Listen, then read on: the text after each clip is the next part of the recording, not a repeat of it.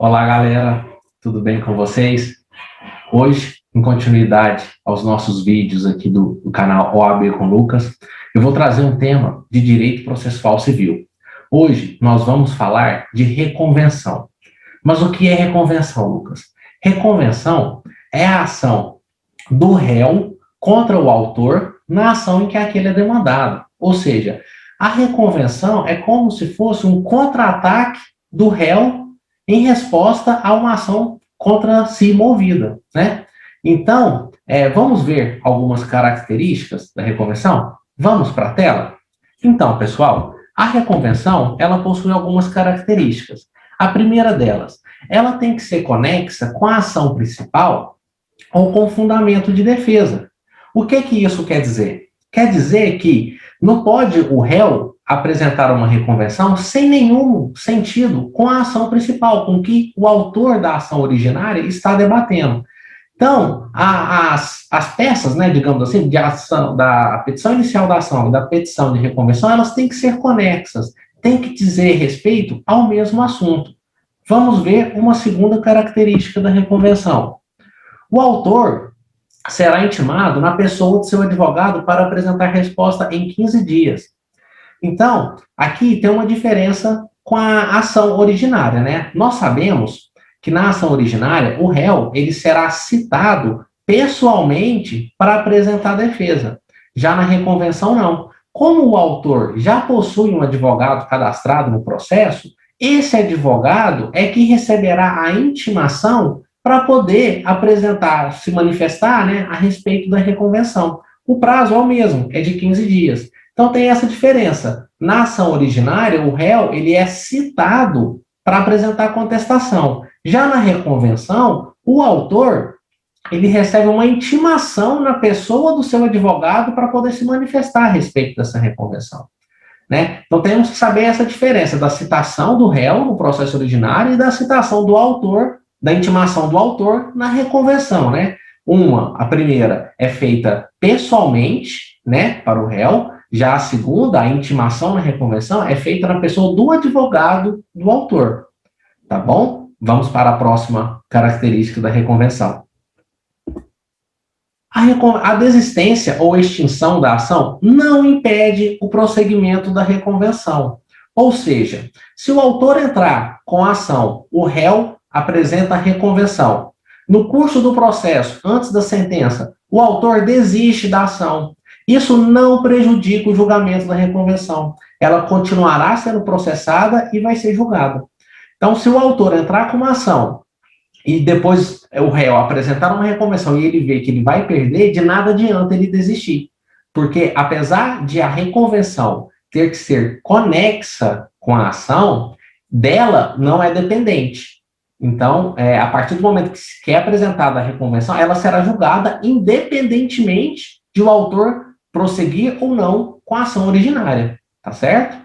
A próxima característica da reconvenção é que ela pode ser proposta contra o autor e terceiro e pelo réu em litisconsórcio com terceiro.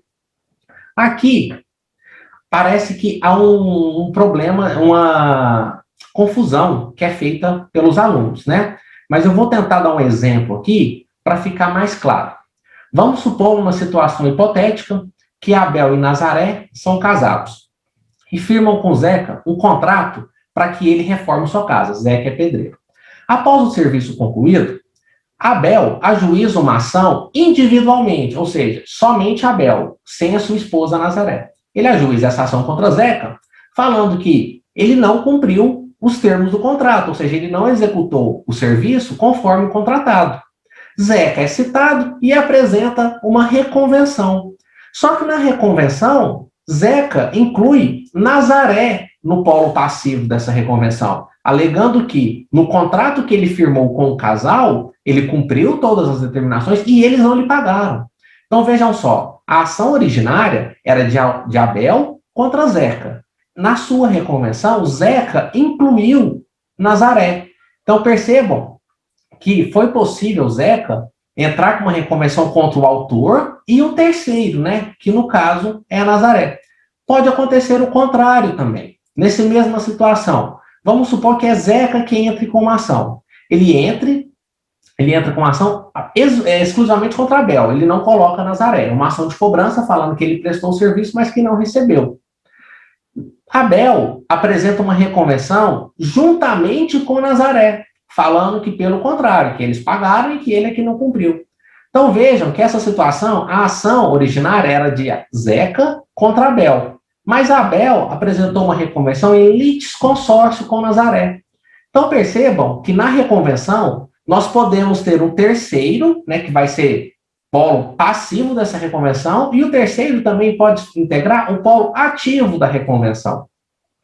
Então, não há nenhum impedimento para terceiros figurarem na reconvenção, seja no polo ativo e seja no polo passivo, tá? É bom ficar isso claro, essa possibilidade, e ver esse exemplo para, na hora da prova de alguma questão, você saber identificar, né, a possibilidade ou não dessa inclusão de terceiros. Porque, às vezes, o termo do Código, processo civil, às vezes a gente confunde, né? Mas eu espero que com esse exemplo tenha ficado mais claro para vocês. Vamos ver a próxima característica da reconvenção?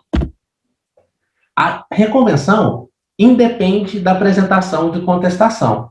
O que isso quer dizer? Quer dizer que, em que pese o prazo da reconvenção ser o mesmo da contestação, se o réu decidir não apresentar uma defesa e ir direto para a reconvenção, não tem problema. Ela vai ser julgada normalmente. Pois, como eu disse, naquele característica de que a ação principal ser extinta não impede o julgamento da reconvenção, a reconvenção, ela, apesar de ser conexa com a ação, ela não é dependente. Ou seja, o fato de não ter contestado não impede de entrar com uma reconvenção, né? A parte pode ser prejudicada no futuro, ok, isso não vem ao caso. O que vocês têm que saber é que a reconvenção independe de contestação, tá bom? É um tema, pessoal, que recorrentemente vem sendo cobrado nas provas da OAB. E como ele tem algumas dessas características, da possibilidade ou não de terceiro, da independência da apresentação de contestação, da possibilidade da reconvenção prosseguir mesmo com a desistência ou extinção da ação originária, às vezes a banca cobra uma questão e o aluno, na hora, né, ele se confunde e acaba errando. Então, por isso, eu trouxe duas questões aqui para a gente fazer juntos, tá bom? Vamos lá? Olha só, essa primeira questão foi cobrada pela FGV no 30º exame da OAB, no ano de 2019. O que diz o enunciado? João dirigia seu carro a caminho do trabalho, quando, ao virar em uma esquina, foi atingido por Fernando, que seguia na faixa ao lado. Diante dos danos ocasionados a seu veículo, João ingressou com ação, junto a uma vara civil, em face de Fernando, alegando que este trafegava pela faixa que teria como caminho obrigatório a rua para onde aquele seguiria. Realizada a citação, Fernando procurou seu advogado, alegando que, além de oferecer sua defesa nos autos daquele processo, gostaria de formular um pedido contra João, uma vez que este teria invadido a faixa sem antes acionar a seta, sendo, portanto, o verdadeiro culpado pelo acidente. Considerando o caso narrado, o advogado de Fernando deve. Vamos ler as alternativas. Alternativa A: instruí-lo a ajuizar nova ação, uma vez que não é possível formular pedido contra quem deu origem ao processo. Vimos que essa alternativa é falsa, né? Porque é possível, sim, a reconvenção. Então, vamos excluir essa alternativa. Vamos ler a alternativa B.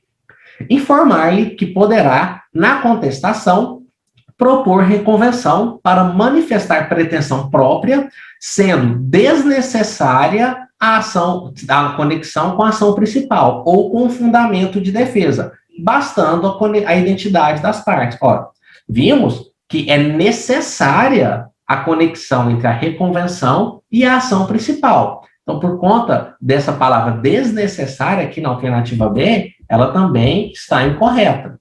Alternativa C: informar-lhe sobre a possibilidade de procurar reconvenção, advertindo-o, porém, que, caso João desista, a reconvenção restará prejudicada. Pelo contrário, né? Nós vimos que, em que pese o autor desistir da ação principal, da ação originária, a reconvenção prosseguirá normalmente até seu julgamento. Então, a alternativa C também está errada. Nos sobrou a alternativa D. Informar-lhe que poderá, na contestação, propor reconvenção para manifestar pretensão própria, desde que conexa com a ação principal ou com fundamento de defesa. É exatamente isso, né? Então, na questão, a gente viu que traz exatamente aqueles temas que nós debatemos, né, anteriormente, sobre as características, a possibilidade da reconvenção seguir seu curso independentemente da continuidade da ação principal, a possibilidade de reconvenção em si, né? Vamos para outra questão? Essa questão foi cobrada pela FGV no 31º exame da OAB, no ano de 2020. O que diz o enunciado? O arquiteto Fernando ajuizou a ação exclusivamente em face de Daniela, sua cliente, buscando a cobrança de valores que não teriam sido pagos no âmbito de um contrato de reforma de apartamento. Daniela, devidamente citada, deixou de oferecer contestação, mas, em litisconsórcio com seu marido José, apresentou reconvenção em peça autônoma, buscando indenização por danos morais em face de Fernando e sua empresa, sob o argumento de que estes, após a conclusão das obras de reforma, expuseram em site próprio fotos do interior do imóvel dos reconvintes sem que tivesse autorização para tanto. Diante dessa situação hipotética, assinale a alternativa correta. Então, pessoal, vimos no enunciado que é aquele exemplo que eu dei para vocês, né? No caso aqui, Fernando ajuizou uma ação contra Daniela. Então, tínhamos uma pessoa no polo passivo e outra pessoa no polo ativo. O que Daniela fez? Ela não apresentou a sua contestação e, na reconvenção, ela e seu marido, um terceiro, apresentaram essa reconvenção contra Fernando e sua empresa, também um terceiro. Então, perceba que, nesse caso, temos terceiros tanto no polo ativo quanto no polo passivo da reconvenção, né? E nós vimos que isso é possível. Mas vamos ler as alternativas? Antes, porém, eu quero saber, vocês já estão inscritos no meu canal? Se não, se inscrevam, ativem o sininho, que toda vez que eu postar um vídeo, vocês vêm aqui. E também deem like no vídeo, tá? Vamos lá, agora para as alternativas. Alternativa A. Como Daniela deixou de contestar a ação, ela e seu marido não poderiam ter apresentado reconvenção, devendo ter ajuizado a ação autônoma para buscar a indenização pretendida. Vimos que não, né? Que ela poderia ter apresentado reconvenção independentemente da apresentação de contestação. Então, alternativa incorreta. Alternativa B. A reconvenção deverá ser processada a despeito de Daniela não ter contestado a ação originária, na medida em que o réu pode propor reconvenção independentemente de oferecer contestação. Exatamente isso, né? Então, alternativa correta, alternativa B. Vamos ver o erro das demais alternativas. Alternativa C. A reconvenção não poderá ser processada, na medida em que não é lícito a Daniela propor reconvenção em litisconsórcio com seu marido, que é um terceiro que não faz parte da ação originária. Né? Vimos que é possível, sim, propor uma reconvenção com um terceiro. Alternativa C, incorreta. A alternativa D diz que a reconvenção não poderá ser processada, na medida em que não é lícito a Daniela incluir no polo passivo da reconvenção a empresa de Fernando, que é um terceiro que não faz parte da ação originária. Da mesma forma, né, vimos que é sim lícito incluir um terceiro na reconvenção.